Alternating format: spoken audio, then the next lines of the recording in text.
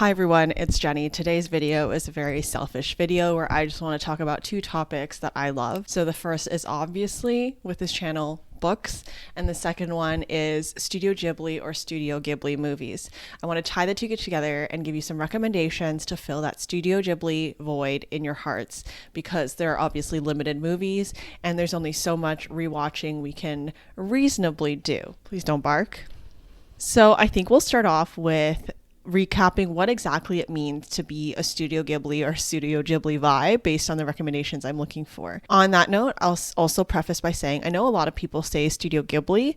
I grew up for some reason saying Ghibli, so if that bothers you, I will be doing that through the whole video and I hope you understand. All right, so moving into the themes, the obvious thing about Studio Ghibli is all of the movies are beautiful animations. So a lot of these books that I'm recommending, I actually pictured sometimes in that style of like pastel and wonderful, beautiful illustrations that have a certain flow to them. However, that's obviously not the main reason we're choosing it, because that's really just the core of like what the movies look like themselves. If we get into the themes, that's where you'll see a lot of these recommendations fitting in. So the very big obvious point is that they are all kind of fantasy related stories, very frequently built into contemporary stories about, modern life, and sometimes like historical as well. On top of that, I find all the movies have like very simple and often very wholesome stories, but they actually have underlying very complex themes and sometimes darker themes as well. So you'll see some of the books touching on that balance between them. There's also the constant exploration of general humanism and also nature and how the two actually come together very frequently in the Studio Ghibli and Miyazaki movies. So that's something that I took into account for sure while recommending this list of books. And finally, what I tried to do as well is incorporate the fact that I think genuinely for the content that comes out of Japan production studios, Studio Ghibli is very, very good at exploring complex female protagonists very frequently. So in many of the books I recommend, I'll be looking for that theme as well. With that recap aside, I want to go straight into the 6 books I would recommend for all Studio Ghibli fans to read and to check out.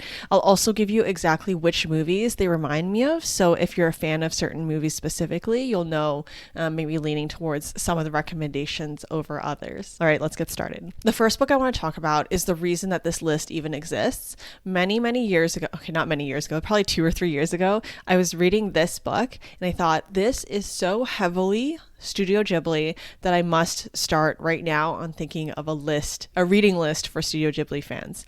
And that is The Wisteria Society of Lady Scoundrels. I would recommend this movie to fans of Howl's Moving Castle and Castle in the Sky, so both the castle related movies. I'll first get into what the book is about. So this book is actually part of a larger series of fantasy, romance, chaos. I'm just going to say chaos books. And they're about pirates they're not pirates of ships. They're pirates of flying houses, which sounds ridiculous. It was actually exactly what I needed in the moment I was reading it. And I actually gave this book 5 stars because I just had such a good time with the story. Essentially, you have these ladies in society who are very proper and have very good etiquette, and they're like essentially the perfect kind of eligible ladies in society. But at the same time, they're pirates who are very into theft, and essentially the main girl in this book gets an assassin assigned to her. So this man shows up and his assignment is to kill her, and that means it's like a huge honor for the matriarchy and the women in this book for some reason. So they're all part of this like scoundrel pirates society of sorts, and having an assassination attempt on you is deemed as a very high honor. The romance line is between her and her assassin as they fly around in houses and, chaos ensues. I won't say much more than that, but it really is that crazy and that funny to read. So I just found this book to be a very, very fun time. Where this reminds me of Howl's Moving Castle and Castle in the Sky is very obviously in Castle in the Sky, you have like almost an identical storyline around the pirate matriarchy. So you have that pirate society that flies around, and I think vehicles or maybe even like those houses or blimps as well. So it's almost identical to the setup of the story, and maybe it even took inspiration from that. So that's where you get the level of crazy, like amazing, badass, matriarchal societies from. At the same time, the romance to me is very reminiscent of Howl's Moving Castle sometimes. The humor is quite similar in just the level of preposterousness that is written in. So I would just really recommend this book for fans of the two movies. The second book is going to take a bit of a turn into the darker and complex themes that we see in Studio Ghibli sometimes, and this book is Juniper and Thorn. Juniper and Thorn is about three sisters, and it follows one of the sisters as the main character, and they're essentially locked up in their house by their dad, and they're three of the last, I believe, like existing witches in this society. And rather than being able to use their power for all that there's potential for, they end up being used by their dad and sold for like little services here and there. The story starts off when the sisters finally kind of sneak out at night one night and they go out into the world and they just experience the magic behind it. There's a lot more that goes into the story, but I won't go too much into the full premise of it because I think you'll need to check it out. So Juniper and Thorn really reminds me of Spirited Away and Princess Mononoke, both because these are the two Studio Ghibli movies that I believe touch on the most dark themes. In this book, there's actually quite a bit revolving around abuse, obviously, being three women locked away by their dad in this house and being largely controlled with their powers. And also there's that kind of grotesque imagery as well, that is similar to specifically Spirited Away and Princess Mononoke, in the sense where there's a lot of like, I think, different monsters and different creatures that exist in this universe in Juniper and Thorn that have that grotesque level of imagery that's very reminiscent of the illustrations behind those two movies that I'm also talking about. It's very simplified, but when I read this book, I was also thinking very strongly of Studio Ghibli, and that's how I pictured a lot of and visualized a lot of the creatures that the book described. So I would recommend this book very, very strongly. I know a lot of people in book talk and booktube communities really enjoy it. Just be prepared to know, because of the movies I tied it with, it is less of the feel-good story and more of that like dark fantasy side of things. I have the third book I'm going to recommend, and it is Legends and Lattes. This is such a book talk specific book when cozy fantasy was at its peak, and this book I really, really enjoyed. It's about an orc who decides to stop her life of adventuring and open up the first cafe that the village she's settling in would have seen. So it's her introducing like coffee and lattes and pastries to the different townspeople and also the people who are traveling around and stopping by. It's just the definition of cozy fantasy, because most of it is just like small challenges here and there, but ultimately baking and coffee. Out of the different cozy books I've read, this is definitely one of my personal favorites, probably because I'm a big cafe person and baker myself, so it just happens to tie in with my hobbies. This book really has that aspect of found family, and it's just overall very heartwarming and uplifting. For that exact reason, I would recommend this book to fans of Kiki's Delivery Service. So Kiki's Delivery Service just reminds me a lot of this similar vibe where they just make their little potions and obviously that legendary Kiki cake and everything. So it just fits into that idea of just quaint, cozy exploration of a town and the surroundings, and also just this character, not really like in the book, she's not really at a coming of age moment, but she is in the moment of kind of finding herself. So similar to where Kiki is as a character. Overall, if you're looking for like a peaceful and fantasy vibe, then Legends and Lattes is definitely your book. Okay, sticking on the more wholesome route, the next book I want to recommend is The House in the Cerulean Sea. This book was also a recommendation I got from the internet, but a lot of my book club friends have only recently started getting into this book, so I think it's still worth mentioning in case you never read it. House in the Cerulean Sea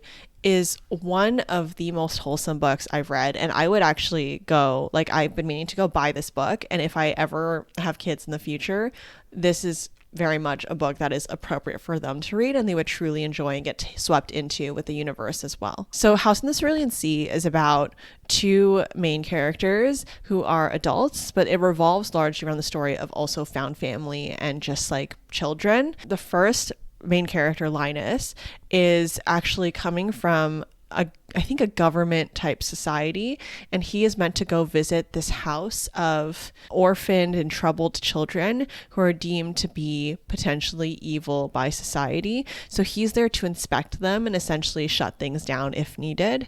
The next character who is in this book is actually the man who is running this orphanage or this little house of misfit children. And it becomes this wonderful, wonderful story of discovering the beauty behind people who have been stigmatized and the danger of making assumptions of people. It really is almost like a big metaphor for discrimination and racism and everything, but told in such a wonderful, honestly, like family friendly and magical way. This book was just like such a warm hug when I read it a few years ago.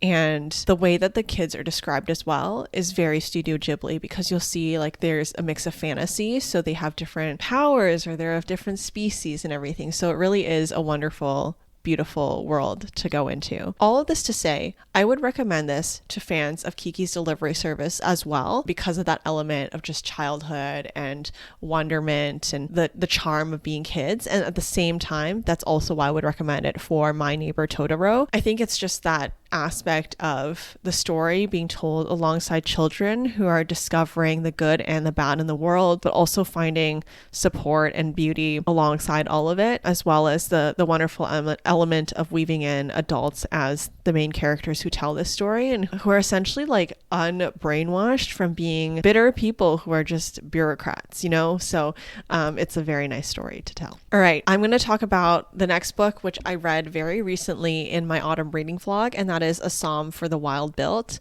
Without a doubt, if you're a Studio Ghibli fan, I would almost force you to read this book, and it's been really popular lately for also being kind of a cozy sci-fi book. The premise of this book I've described a few times already in the channel, but in case you haven't seen, it is about a utopia world where society is essentially at peace and very wholesome, and everyone's just like very happy doing mundane day-to-day little jobs and tasks that they quite frankly assigned for themselves. It's about a main character who previously was in, I guess, the peak of the city and civilization of this utopia, and they suddenly decide they want to change their career. So they become a tea monk who travels around and serves tea and chats with different inhabitants of different towns they visit, essentially offering tea and therapy, which is wonderful. Then as the main character is traveling, they end up meeting a robot who comes out from the forest.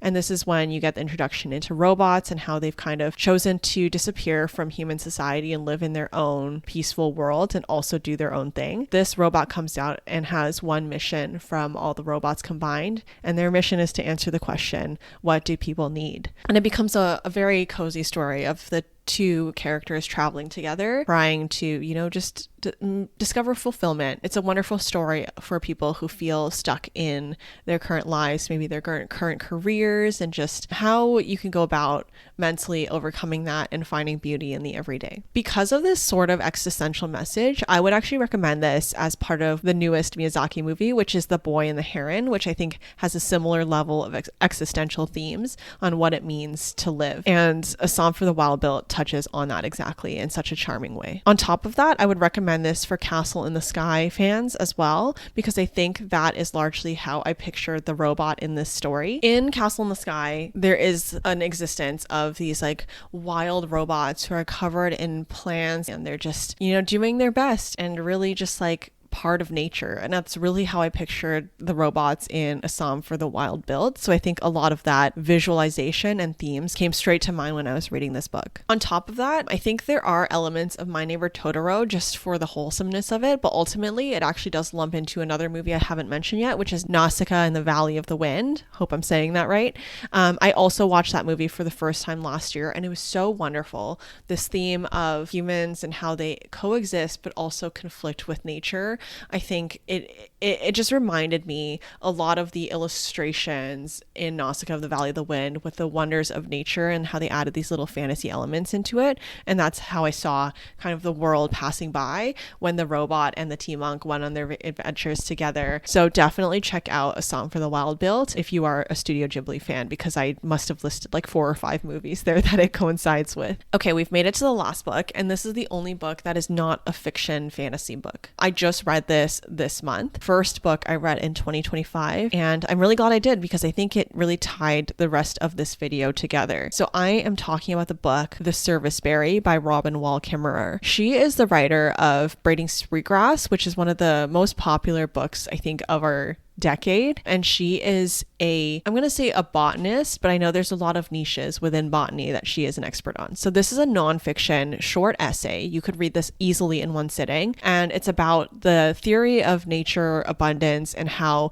giving is tied into nature and how it should be tied into society rather than going about everything in a capitalist way where things come with a price. This essay explores the potential behind sustainable living and behind building a community that is largely formed around giving. She gives examples of how plants and trees and bushes produce berries that give to the animals around them, and the animals then eat these berries and scatter them across the lands to spread the seeds and to give back to this ecosystem of plants by helping them replant themselves and essentially reproduce. And it's this wonderful cycle where she touches on different things that human communities are doing as well now in terms of, buy nothing groups and all of that and how they can build into it. And she also uses it as a wonderful chance to criticize the capitalist society we live in, where, ultimately, even with the small grassroots movements and organizations of these giving societies, we're ultimately